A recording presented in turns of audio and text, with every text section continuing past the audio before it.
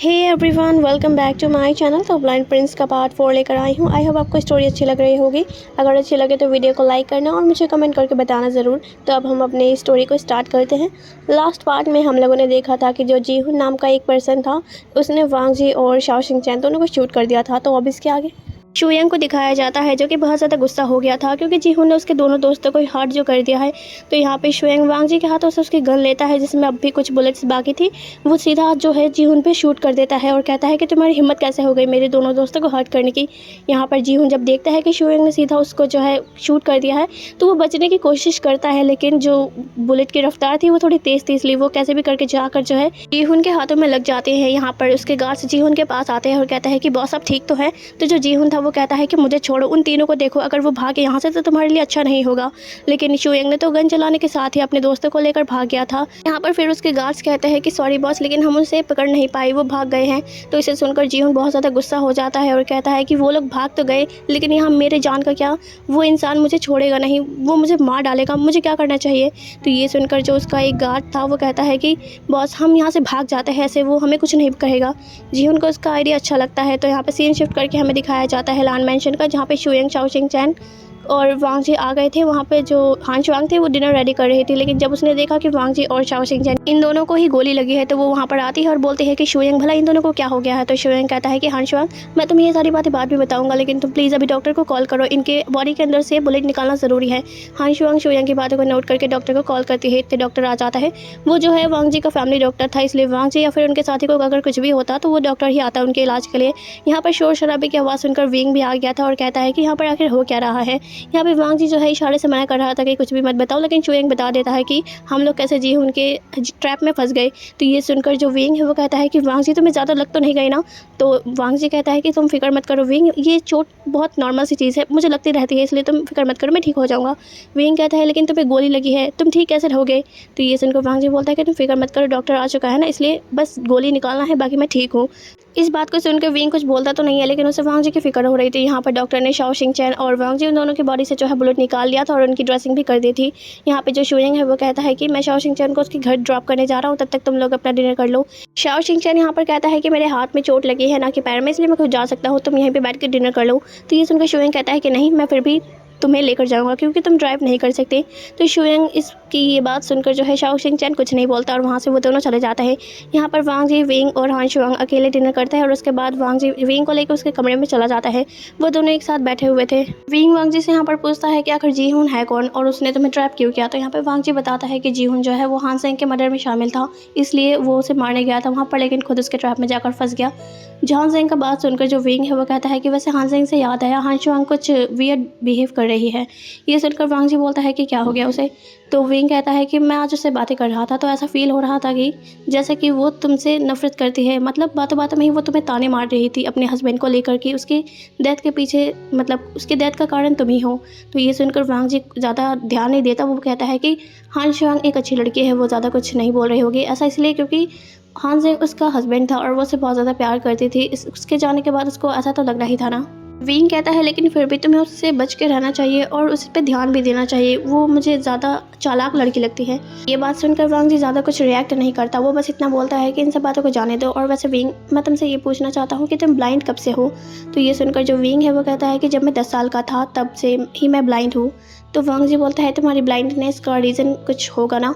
Wing इस बारे में कुछ नहीं बोलता और कहता है कि हमें सो जाना चाहिए। वांग जी कहता है कि चलो ठीक है, तुम मत बताओ, लेकिन तुम इतना तो बताओ कि तुमने अभी तक इलाज क्यों नहीं करवाया है अपनी आंखों का। मुझे लगता नहीं कि तुम बचपन से ही मतलब ब्लाइंड ही पैदा हुए होगे, कुछ तो रीज़न रहा होगा। तो यहाँ पर विंग कहता है कि वैसे मैं इलाज करवाना चाहता हूँ, अगर वो डॉक्टर मुझे मिले तब ना। वो बदतमीज़ डॉक्टर लान शीचन, वो पता नहीं कहाँ घूम रहा है, वो भटकती आत्मा है शायद, इसीलिए तो अभी तक वो मुझे मिला नहीं। लान शीचन का नाम सुनकर यहाँ पर वांग जी बोलता है कि लान शीचन को तुम कैसे जानते हो। वांग जी की बात सुनकर विंग कहता है कि मैं उसे जानता नहीं, मेरी डॉक्टर, मतलब जितने भी डॉक्टर्स ने मेरा इलाज करने की कोशिश की, लेकिन वो लोग दूर हट जाते थे यूँ कहकर कि मेरे इलाज में बहुत ज़्यादा रिस्क है, यानी ऑपरेशन में। तो उन्होंने मेरे डैड को बताया था, एक लान शीचन नाम के डॉक्टर को, कि अगर वो मेरे आंखों का इलाज करते हैं तो हो सकता है कि मैं जल्दी ठीक भी हो सकता हूँ, क्योंकि वो एक बहुत ज़्यादा बेहतरीन डॉक्टर हैं। तो ये सुनकर वांग जी बोलता है कि ओ अच्छा, तो फिर तुम्हारा जो डॉक्टर यानी लान शिचन है वो तुम्हें अभी तक मिला क्यों नहीं? क्या वो तुमसे बच के भाग रहा है? तो ये सुनकर जो विंग है वो कहता है कि मुझे नहीं पता, मेरे डैड ने बहुत सारे गार्ड्स लान शिचन के पीछे लगा रखे हैं, लेकिन लान शिचन है कि वो हमें मिल ही नहीं रहा है, पता नहीं आखिर क्या हुआ। खैर जो भी हो, अब तो मेरा सब कुछ चला ही गया है, लान शिचन को भी ढूंढना बंद कर दिया मैंने। वांग जी फिर बोलता है कि तुम फिक्र मत करो विंग, तुम्हारा इलाज मैं लान शिचन से ही करवाऊंगा। ये बात सुनकर वांग जी के विंग बोलता है कि लेकिन वो तुम्हें मिलेगा कैसे, वो तो पता नहीं कहाँ कहाँ घूमता रहता है।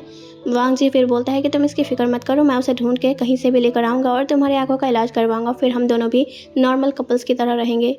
तो ये सुनकर जो विंग है वो कहता है कि अभी हम कपल बने नहीं हैं, इसलिए तुम अभी से ख्याली पुलाव बनाना बंद कर दो, क्योंकि जब हम कपल बनेंगे तब का तब देख लिया जाएगा। तो ये सुनकर जो वांग जी है वो कुछ नहीं कहता और कहता है कि चलो विंग सो जाते हैं, वैसे भी मेरी चोट पे थोड़ा सा पेन हो रहा है। ये सुनकर विंग कहता है कि मैं तो भूल ही गया, तुमने मुझे बताया क्यों नहीं, फालतू वही बात कर रहा था। वांग जी कहता है कि तुम बात करते हुए बहुत प्यारे लगते हो। विंग ये सुनकर कहता है कि तुम्हारी फ्लर्टिंग कभी भी बंद नहीं हो सकती, खैर मैं जा रहा हूँ सोने। ऐसा कहकर वो लेट जाता है और वहाँ उसके बगल में ही वांग जी उसको कडल करके सो जाता है। नेक्स्ट मॉर्निंग का सीन दिखाया जाता है, विंग बात ले रहा था और वही वांग जी सोफे पे बैठ के किसी से बातें कर रहा था। कॉल पे जो पर्सन था वो लान शिचन था। लान शिचन कहता है कि वैसे वांग जी आज तुमने मुझे याद कैसे किया, वैसे तो तुम कभी फ़ोन नहीं करते। तो यहाँ पे वांग जी ये बात सुनकर कहता है कि वैसे भाई मुझे आपकी मदद चाहिए, मेरे फियांसे को आपकी ज़रूरत है, आप ही उसका इलाज कर सकते हैं।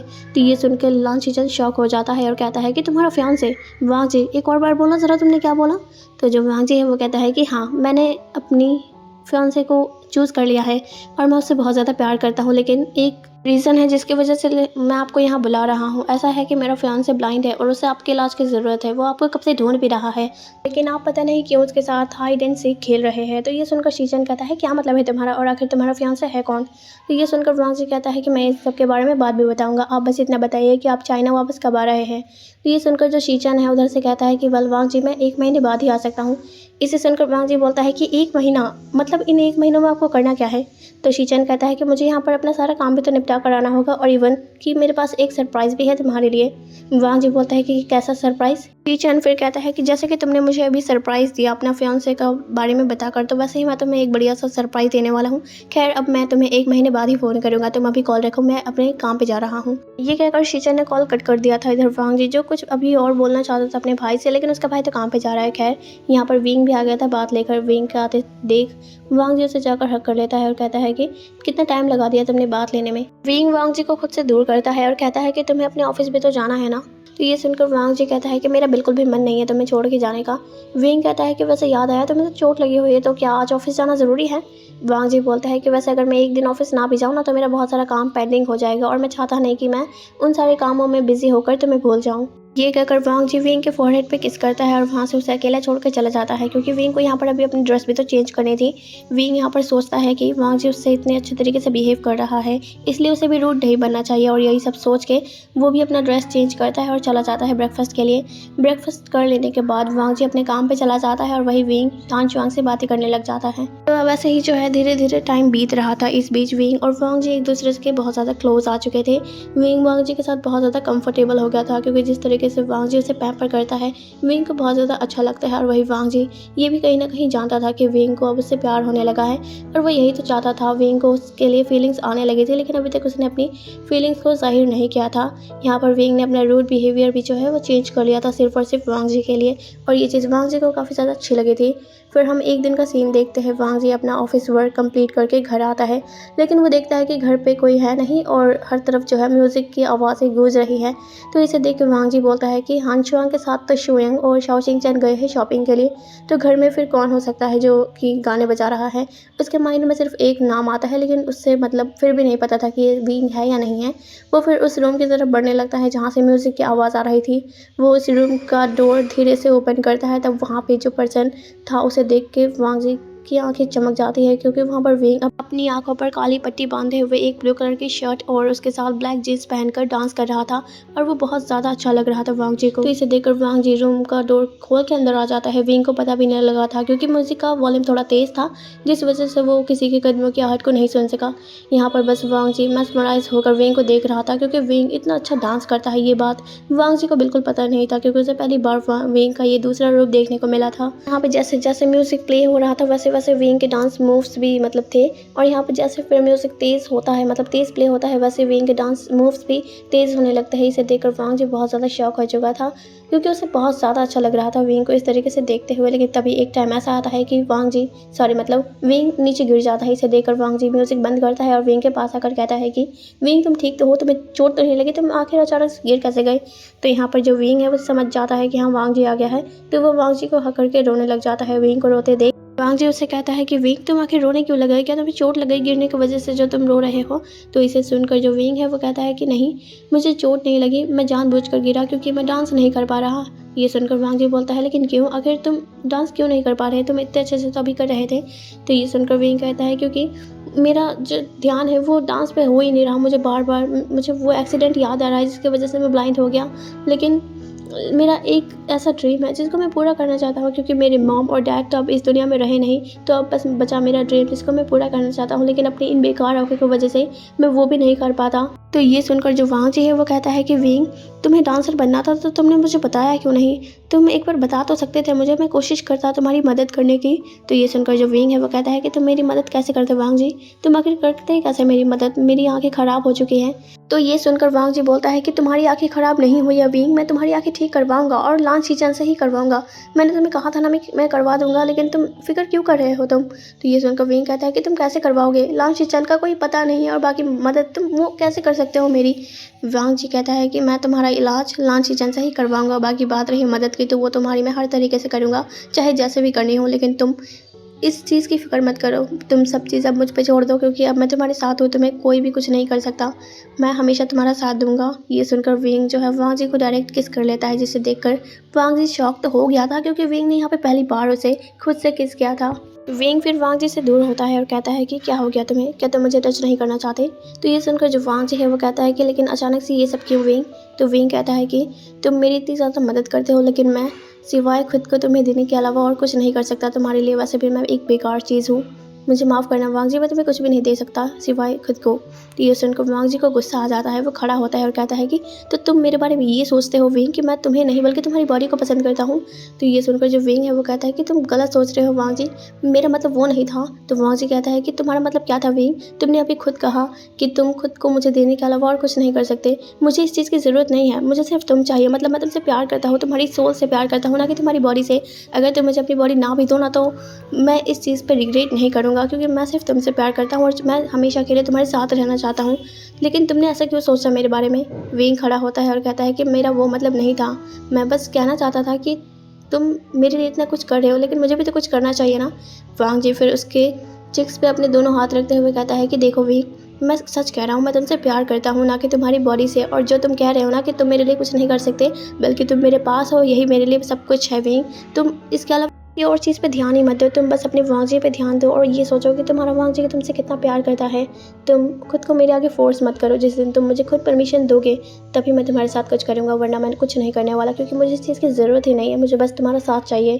तो ये सुनकर विंग कहता है कि मैं तुम्हें आज खुद परमिशन दे रहा हूँ वांग जी, क्योंकि मुझे इतना तो पता चल चुका है कि तुम्हारे अलावा अब मेरा इस दुनिया में कोई नहीं है, तो इसलिए मैं आज तुम्हें खुद को सौंपता हूँ, मतलब मैं तुमसे प्यार करने लगा हूँ। ये सुनना ही था कि वांग जी उसे किस कर लेता है और उसको कैरी कर लेता है और कहता है कि ठीक है, अगर तुम्हारी ज़िद है तो मैं तुम्हारी ज़िद ज़रूर पूरी करूँगा। और ऐसा कहकर उसके बेडरूम में ले जाता है और फिर उसके साथ नाइट स्पेंड करता है। यहाँ पर विंग भी मतलब खुद अपनी मर्जी से वांग जी के पास गया था, कोई फोर्स वगैरह नहीं था। नेक्स्ट मॉर्निंग का सीन दिखाया जाता है, सब लोग ब्रेकफास्ट टेबल पे मौजूद थे और वहाँ जो वांग जी था वो बहुत ज़्यादा मतलब कि अनकंफर्टेबल फील कर रहा था शुयंग की नज़रों से, क्योंकि शुयंग उसे एक टक घूरे जा रहा है बस, और वही विंग आराम से अपना ब्रेकफास्ट कर रहा है। हांचुआंग यहाँ पे सारा तमाशा देख रही थी, लेकिन वो कुछ बोलती नहीं, वो भी चुपचाप अपना ब्रेकफास्ट कर रही थी। फिर उसके बाद जो है विंग के पास आता है वांग जी, उसके फॉरहेड पे किस करते हुए बोलता है कि तुम आज पूरा दिन आराम करो, मैं जा रहा हूँ ऑफिस और फिर शाम को तुमसे मिलूंगा। ये सुनकर विंग भी हाँ करता है और उसके बाद जो है अपने कमरे में चला जाता है। यहाँ पर अब हम कार में देखते हैं वांग जी और शुयंग को। शुयंग अब भी अपनी कार की मिरर से बस वांग जी को घूरे जा रहा था, जिसे देखकर वांग जी अब बहुत ज़्यादा इरिटेट हो रहा था। वांग जी कहता है कि वैसे शुयंग मैं बहुत ज़्यादा हैंडसम हूँ क्यों, है ना। शुयंग कहता है कि हाँ तो वांग जी कहता है तो तुम्हें मुझसे प्यार हो गया राइट। तो ये सुनना ही था कि शुएंग कार का ब्रेक लगा देता है और कहता है कि क्या क्या क्या क्या बोला तुमने, ज़रा फिर से बोलना। यहाँ पे वांग जी बोलता है कि सही तो कहा, तुम मुझे कि जितनी देर से घूर रहे हो और जिस नज़रों से घूर रहे हो उससे तो साफ पता चलता है कि तुम मेरे प्यार में गिर चुके हो। शुएंग कहता है कि तुम कुछ ज़्यादा नहीं सोच रहे वांग जी, मेरे पास मेरा खुद का ओमेगा है, बस बात अलग है कि वो ये चीज़ एक्सेप्ट नहीं करता। वांग जी कहता है कि वो कभी एक्सेप्ट करेगा नहीं क्योंकि तुम जैसे अल्फा ये डिजर्व नहीं करते। ये सुनकर शुयांग का मुंह बन गया था। वो कहता है कि मैं तो बस तुम्हें इसलिए घूर रहा था क्योंकि कल रात तुम और विंग ये दोनों ही डिनर टेबल पे मौजूद नहीं थे। आखिर बताओ कर क्या रहे थे तुम दोनों अपने रूम में। तो ये सुनकर वांग जी रेड होने लगता है। इससे देखकर शुयांग समझ जाता है कि क्या था। वो फिर यहाँ पर कहता है कि तो फाइनली विंग तुम्हारा पूरा हो चुका है क्या, है ना वांग जी। वांग जी हाँ करता है। तो शुयांग कहता है कि मैं तुम्हारे लिए बहुत खुश हूँ कि फाइनली तुम्हारी लाइफ में कोई आया तो सही, अब तुम सिंगल नहीं रहोगे। तो ये सुनकर वांग जी कहता है कि मेरा छोड़ो और अपना देखो, शाओशिंग चैनल से कभी नहीं पढ़ने वाला। शुयांग फिर से मुंह बना लेता है और कहता है कि तुमसे बात करना बेकार है, मैं तुमसे बात नहीं करने वाला। वांग जी कहता है कि मुझे फ़र्क नहीं पड़ता। इसके बाद वांग जी के फ़ोन में एक मैसेज आता है जिसे वो खोल के देखता है तो वो लान शीचेन ने किया हुआ था। उसमें लिखा हुआ था कि मैं फ़्लाइट में आ चुका हूँ और शाम तक तुम्हारे घर पहुँच जाऊँगा। इस मैसेज को पढ़ने के बाद वांग जी स्माइल करने लगता है। वांग जी को ऐसे स्माइल करते हुए जब शुयांग देखता है तो कहता है कि क्या विंग का मैसेज आया हुआ है जो तुम इतना मुस्कुरा रहे हो। तो ये सुनकर वांग जी फ़ोन रख देता है और कहता है कि विंग का नहीं था, शीचेन का था। मैं शीचेन को वापस बुला रहा हूँ चाइना ताकि विंग का इलाज करवा सकूँ। ये सुनकर शुयांग ठीक है कह देता है और अब हम सीधा शाम का सीन देखते हैं जहाँ पर जो वांग जी है अपना ऑफिस वर्क कंप्लीट कर आता है घर, और उसके साथ में एक अल्फ़ा भी मौजूद था जो कि और कोई नहीं लान शीचेन था। यहाँ पर हान शुआंग जब देखती है कि वांग जी के साथ कोई और आया हुआ है तो उसे देखकर वो कहती है कि ये कौन है वांग जी, इसको मैंने पहली बार देखा तुम्हारे साथ। तो जो वांग जी है वो कहता है कि हान शुआंग ये मेरा बड़ा भाई लान शीचेन है। लान शीचेन वांग जी के कानों में कहता है कि वैसे तुम्हारा फियांसे बहुत ज़्यादा ब्यूटीफुल है। तो ये सुनकर वांग जी कहता है कि ये मेरा फियांसे नहीं है, ये हान ज़ेंग की वाइफ है। तो हान शुआंग कहते हैं कि लगता है कि आपको मिसअंडरस्टैंडिंग हो गई, मैं हान ज़ेंग की वाइफ हूँ। हान ज़ेंग का नाम सुनकर जो शीचेन है वो कहता है कि अच्छा वो जो तुम्हारे लिए काम करता था और कुछ दिन पहले ही तो उसकी डेथ हो गई थी ना। तो ये सुनकर हान शुआंग थोड़ी सैड हो जाती है और वहाँ से चली जाती है। वांग जी यहाँ पर कहता है कि क्या तुम्हें हान ज़ेंग का नाम लेना ज़रूरी था। तो ये सुनकर जो शीचेन है वो कहता है कि मुझे क्या पता था कि वो हान ज़ेंग की वाइफ है, मैंने तो बस यूं ही कंफर्म करने के लिए पूछा। तो यहाँ पर वांग जी कुछ और बोल पाता कि तभी उसके बाद जो है विंग यहाँ पर वांग जी का नाम लेते हुए आ जाता है और कहता है कि क्या वांग जी तुम आ चुके हो वापस। वांग जी फिर बोलता है कि हाँ विंग मैं आ चुका हूँ। तो जो विंग है वो कहता है कि अच्छा तो तुम हो किधर, मुझे दिख क्यों नहीं रहे। तो वांग जी बोलता है कि तुम गलत साइड पे हो, मैं इधर हूँ। तो वांग जी की आवाज़ सुनकर विंग उस तरफ देखने लग जाता है और जाके सीधा उसे हक कर लेता है। यहाँ वांग जी उसके फॉरहेड पे किस करता है और कहता है कि तुम लगता है मुझे बहुत ज़्यादा याद कर रहे थे। तो ये सुनकर विंग कहता है कि हाँ तुम्हारे बिना मेरा मन नहीं लगता घर पर। वांग जी और विंग को इस तरीके से बात करते हुए देख के जो शीचेन है वो हैरान हो रहा था क्योंकि वो भी विंग को अच्छे तरीके से जानता है। विंग कहता है कि ठीक है तो मैं डिनर टेबल पे तुम्हारा वेट कर रहा हूँ, जल्दी आओ फ्रेश होकर। वांग जी ठीक है कह देता है। तो विंग वहाँ से फिर चला जाता है। यहाँ पर जो शीचेन है वो कहता है कि ये मैं क्या देख रहा हूँ वांग जी, तुम अब ये मत बोलना कि ये तुम्हारा फियांसे है। वांग जी बोलता है कि हाँ तो क्या हो गया इसमें, क्या विंग मेरा फियांसे नहीं बन सकता। शीचेन कहता है कि तुम जानते हो ये हमारी कंट्री का प्रिंस है और तुमने इसे फियांसे बना लिया, आखिर कैसे। तो ये सुनकर वांग जी बोलता है कि कुछ सिचुएशन ही ऐसी बन गई थी कि हम दोनों मिल गए एक दूसरे से। खैर जो भी हो, मैं खुश नसीब हूँ कि विंग मुझे मिल गया। शीचेन कहता है कि बहुत बढ़िया, तुमने तो बहुत रईस इंसान को पटाया है। वांग जी बोलता है कि मैंने कहा ना मैंने उसे नहीं पटाया, वो खुद मुझे मिला था। शीचेन कहता है कि ठीक है चलो जाओ और फ्रेश होकर आओ, मैं जब तक तुम्हारा वेट करता हूँ डिनर टेबल पर। तो वांग जी वहाँ से चला जाता है और अब हम डिनर टेबल पर देखते हैं यहाँ सब लोग जो है अपना डिनर कर रहे थे, लेकिन यहाँ पे शीचेन का ध्यान तो बस विंग पे था, वो बस उसे घूर घूर के ही देख रहा था। तो इसे देखकर वांग जी कहता है कि तुम उसे घूर क्यों रहे हो, और यहाँ पर विंग को भी फील हो रहा था कि कोई उसे घूर रहा है, तो ये बात जाहिर वो करता है। तो शीचेन जो है कुछ नहीं बोलता। तो वांग जी बोलता है कि वो मैं घूर रहा था तुम्हें विंग, फिक्र मत करो, तुम अपना खाना खाओ। विंग फिर अपना खाना खा लेता है और यहाँ पर फिर सीन शिफ्ट करके दिखाया जाता है रात का, जहाँ विंग जो है वो कहता है कि वांग जी तुम आकर मुझे लेके कहाँ जा रहे हो, रात हो चुकी है, हमें सोना चाहिए। तो जो वांग जी है वो कहता है कि तुम्हारे लिए एक सरप्राइज़ है विंग, तुम नीचे तो चलो, मैं तुम्हें किसी से मिलवाना चाहता हूँ। वांग जी विंग को लेकर लिविंग रूम में चला जाता है जहाँ पर ऑलरेडी शीचेन मौजूद था।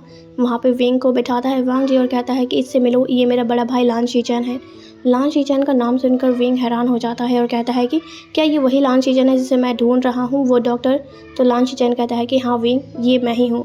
तो बस इतना सुनना ही था कि विंग पूरी तरीके से शॉक हो जाता है क्योंकि उसे झटका लगा था ये बात जान कर कि लान वांग जी का भाई है लान शीचेन। सो गाइज आज के लिए बस इतना ही, तो इसके नेक्स्ट पार्ट में मिलते हैं, जब तक के लिए bye and thanks for watching.